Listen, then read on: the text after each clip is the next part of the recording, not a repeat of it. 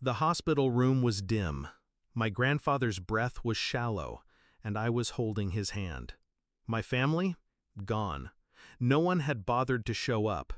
No one even called to ask if we were okay. Not my sister, not my cousin, not my aunt or uncle. And they didn't just leave once. They abandoned us for good. 7 years. That's how long it took for them to crawl back. 7 years since they'd left me and Grandpa alone in a sterile room with no visitors, no comfort, no family. But they came back, at the funeral, demanding what they thought was rightfully theirs. I remember the exact moment they showed up.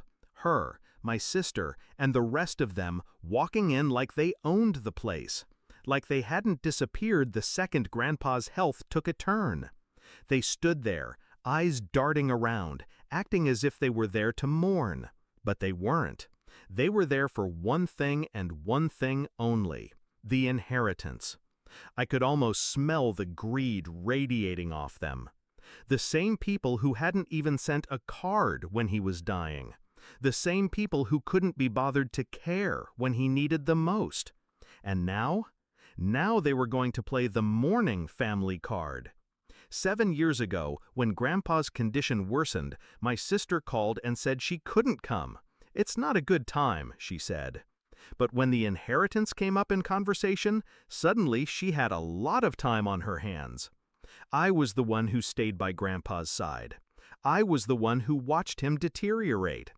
Every shift, every change, every slight improvement, I was there, holding his hand, giving him the dignity he deserved.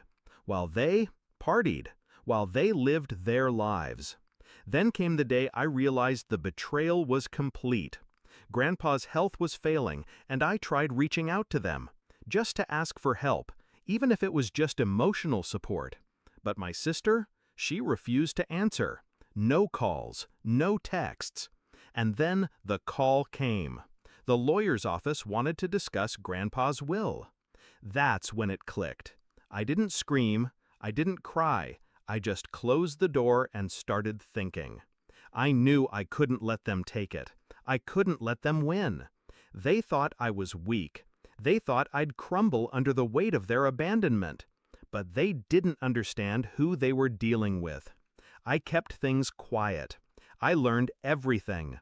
The financials, the investments Grandpa had made over the years, the debts my family had racked up in his name without his consent.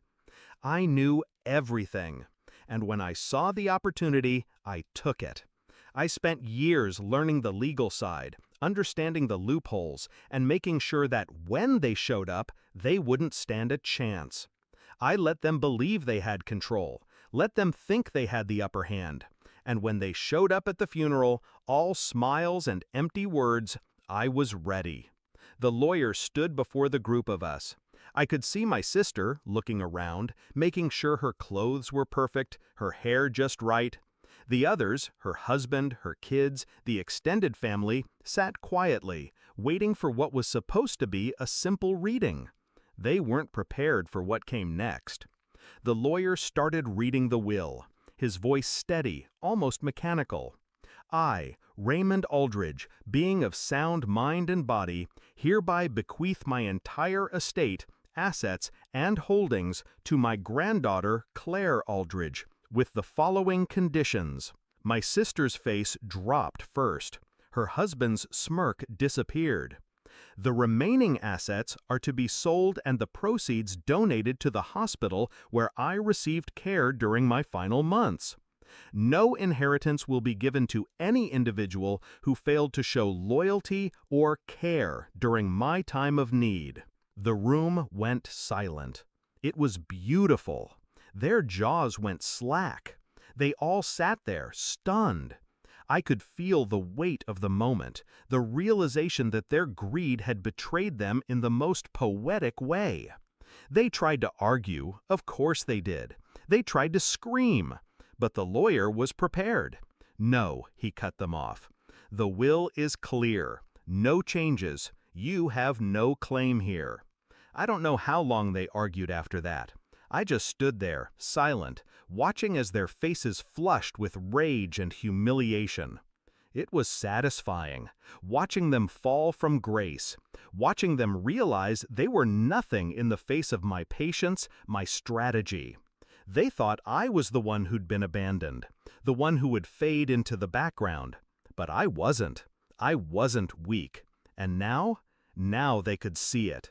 The only one who'd mattered was Grandpa, and I had made sure his legacy would outlive them. They left in silence, their pride shattered, their faces pale, their futures uncertain.